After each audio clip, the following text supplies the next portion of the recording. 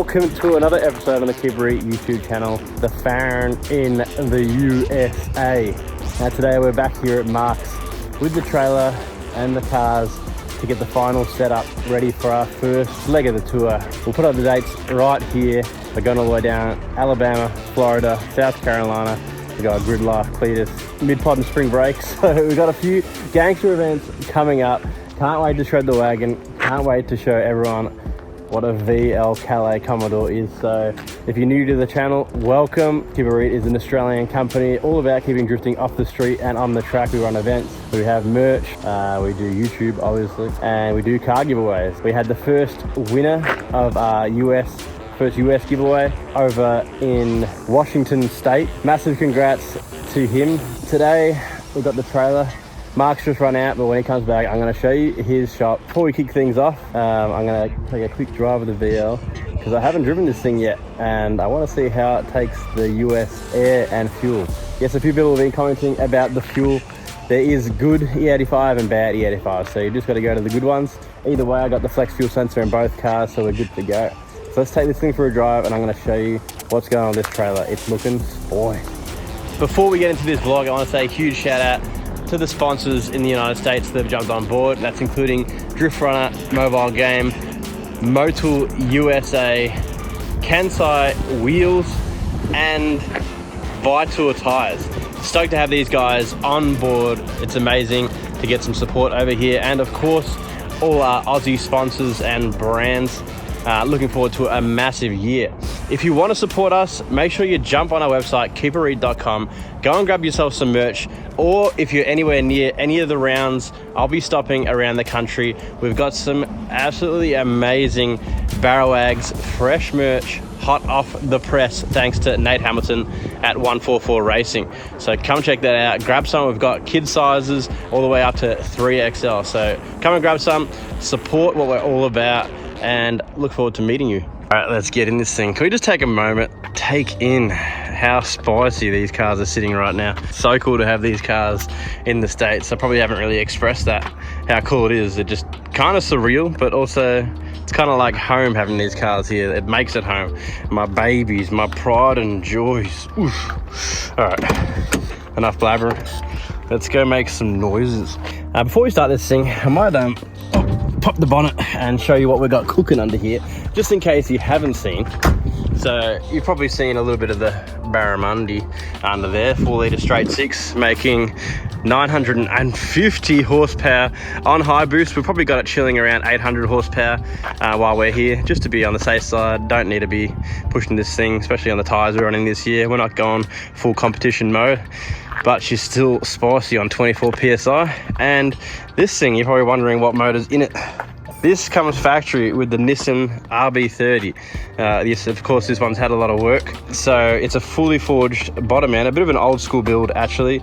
And we've got the big Hypergear GT42 1450. It pushes up to 36 PSI, making 800 to 850 horsepower, but I've dropped it down to around 30. Like, it still struggles to get traction, to be honest, even on 30 PSI. But yeah, we got some big boy injectors, massive fuel system in this. Yeah, the single cam RB30, 3-litre straight six. Like I said, came factory. This also came factory in the Nissan R31 Skylines, funnily enough. But we ripped that ass out because they're not the best drift motor. For street car with an auto, these things absolutely sound amazing, and, should I add, dose amazing. We've got the 5-inch, 4-inch up to 5-inch dose pipe. We have put blow-off valve, which is definitely not me. If you can see there, they're blocked off. Block that ass right off, because we need some dose. We need to show people what dose is all about, because we're the dose daddies at Reet. If you haven't seen our old video of trying out and showing you the science of how to dose and trying all the dose pipes, it's our most viewed video on this channel. I think it's clicked over 1 million views, so go check that out. Anyway, I've started blabbering again, so let's get in this thing.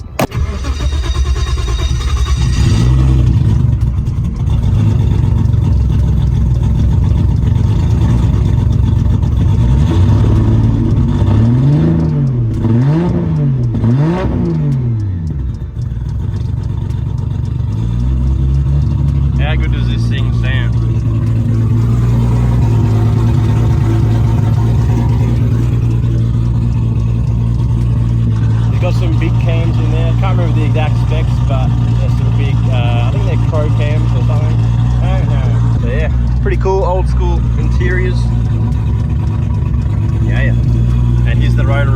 dial gauge for the boost, so target boost up here. We'll be chilling down here today. We'll go 27, see if we can get it to hook up. Alright, I'll let her warm up and we'll get going.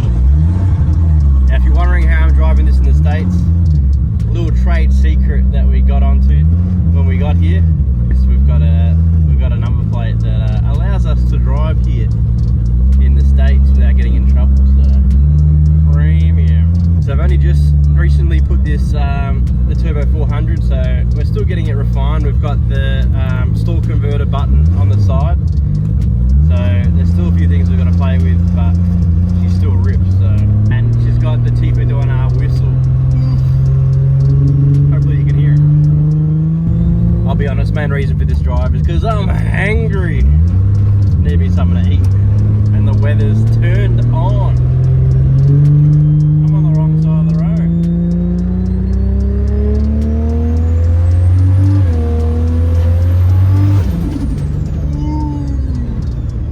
Sounds so smooth.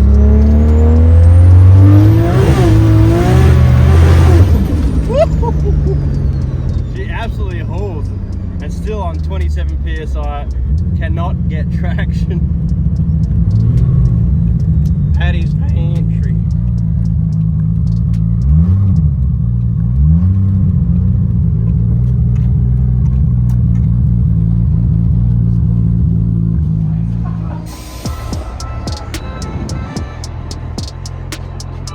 Creamy.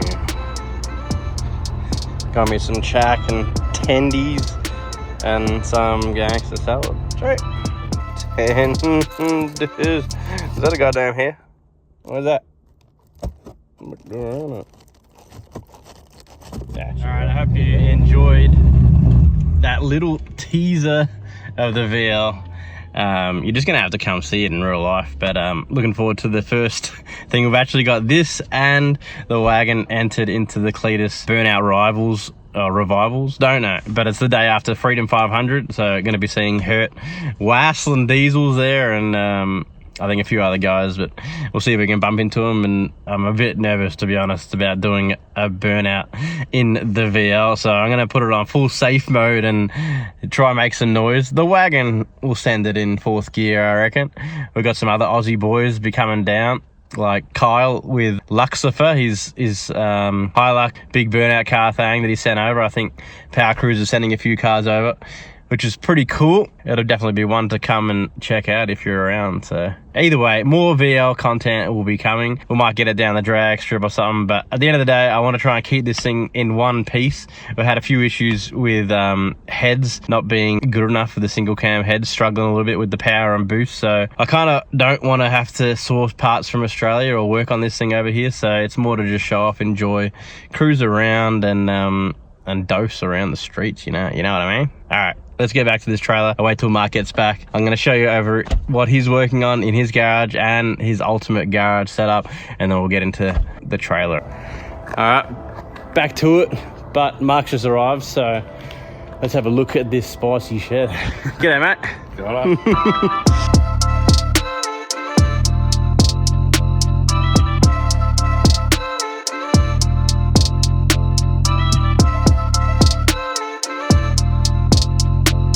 Have a look at this insane setup you got here. You got to tell us a little bit about what's going on, why you've got so much gangster stuff in every single tool in the history. Took a while to build up, but I also worked for Snap-on for a couple of years, so I was on the sales side. So I ended up with a lot of their stuff, but I've always kind of had their stuff. But this was a wood shop when I bought the house, and it's these two bays I just made into like a work area, and that side's got a lift with two of the other cars kicking up in there. It's kind of winter storage for now. Nice, nice. LSK5 and Viper up top there. Nice. Bunch of junk on the walls. This man's the king of projects, starting and sometimes finishing. Yeah, sometimes finishing. This one I'm finishing up right now, the lifted smart car. What is going on? Fun toy, you know? I'm all for it. Kind of like a razor but street legal. That's so funny. Yeah. That's sick. Other garage, I got the NASCAR truck. I'm gonna start after the smart car's done. Yep. That's over in the other building. So we take a look at that thing. Yeah, for sure. He's also got, what do you got? You got an old Mustang twin turbo Fox body, so yeah. kind of the equivalent of a VL in a way. Yeah. I kind of call it. Old rat rod truck there, a bunch of other stuff. But that's a NASCAR truck that was never actually raced. It was a race team that they never ended up making into a race car. So that's a buddy it. of mine found it. So we. So what would this get raced in? Like, is it? So this was a Craftsman Truck Series for 2001. Okay. And they would buy like 30 of them. And they'd just be shells like this. So when they would crash one, then they would switch everything over. Okay. So this just sat from like 2000 till I got it 2 years ago. Yeah, right. Just a backup shell. Just as a backup shell, and it just sat there. So I cut the cage out to make it so I could have a passenger seat, move the bar over, and I'm running these seats, and I'm gonna have it so I could street drive it. The Kirkies. Yeah, so we're gonna... These are the favourite VL seat of choice most of the time. They trim them and pat them and all that. Yeah, I'll have to do a little padding so it's a little more. Yeah, for sure. But I got an That's LS cool. motor, 5-speed, and I'll LS, of course. make it. Trying to make a back window for it right now, so that it actually has like a real slider window instead of the plastic, the plexi. Yeah, for sure. Very cool. Got the big Mickey T's on it. Yeah. Yeah, just a drag radial all the way around. So same drag radial in the front. Yeah, that's cool. Huge thing. It's cool how they do these. They're just so, wide open what the chassis style. But yeah, big little boy tires. It's crazy. Yeah. Super simple is what they are. What width are they? You're at the 295. Yeah. Nice. Big boys. Might have to steal them Yeah, this one to the VL. this one's gonna be next project. Very cool. Never finished, Yes. Oh. Hopefully we're finished with this trailer now, because Yeah, we're getting there. We're getting Get there. That's the next thing. We'll look over what we've done, but thanks heaps for letting me use your facilities problem, man. and No every one of your problem tools. Yeah. Appreciate it. Yeah. It's been kind of taxing trying to figure out how to lay this thing out, and I'm pretty happy with what we've come up with. So Maximize the space you had. definitely maximize the space. I can't believe what we're going to be able to fit in here, that's for sure. Have a look at this.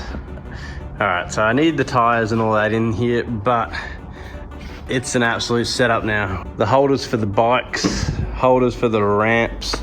We've got jerry can holders. This one holds 4 without the nozzle on top. I've got the VL's wheels on this rack and the extra strap to hold the weight, but this is why I've done the 3 E-tracks, all 1 million screws that I had to screw in, and then some big mama screws with washers holding into that, so it's well structural. She ain't going nowhere. Then this section. So I was trying to figure out how I'd fit multiple tires. I had a whole bunch of these racks I was gonna run down the whole wall, but we figured out this is the go. So much like the rack we've got up the front there, we've gone for, these ones are just for tires, and when you sit them in here, you kind of lift them up, twist them and slide them down, and you can ratchet strap around to that wall, pull them all that way, but you fit 8 in one single row here. 16, so that's over the bonnet of the VL, so I can still, we sort of marked where I get out, so I get out just behind this section here. That's the section where I'll get out of the car. Same with the wagon, just in front of this one.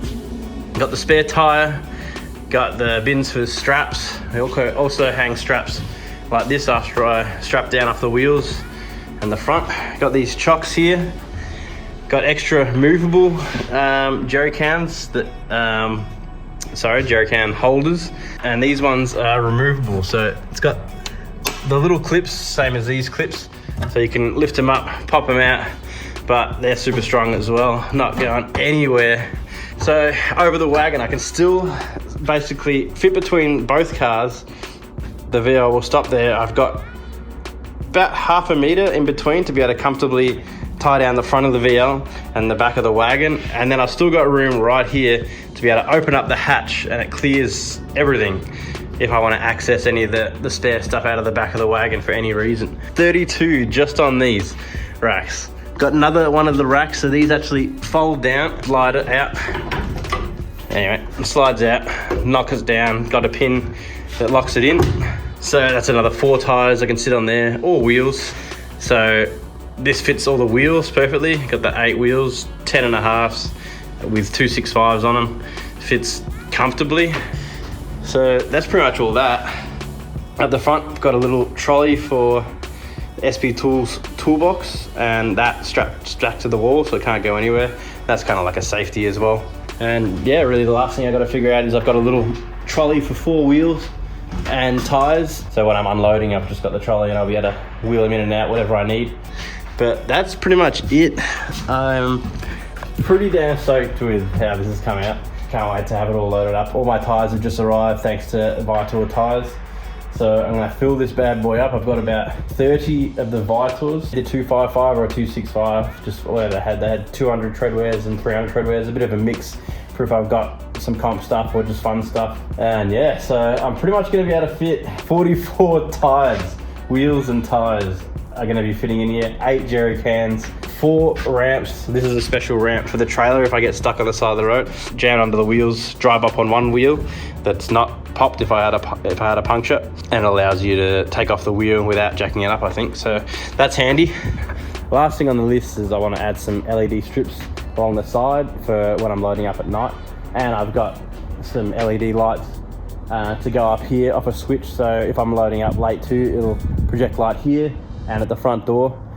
And that's pretty much it for now. The last thing was a fridge that Danny requested, which is pretty cool. It's actually going to plug into the back tray of the F450. It has a plug for a 5th wheel in the bed, so I'll be able to plug in a 12-volt fridge freezer thing. So we're going to be ready for this road trip next week, and I'm pretty damn G'd up. I'm going to keep going, try to get some of this wiring stuff done. I'm going to load the cars up, and I might check back in once I've got everything loaded and everything ready to go.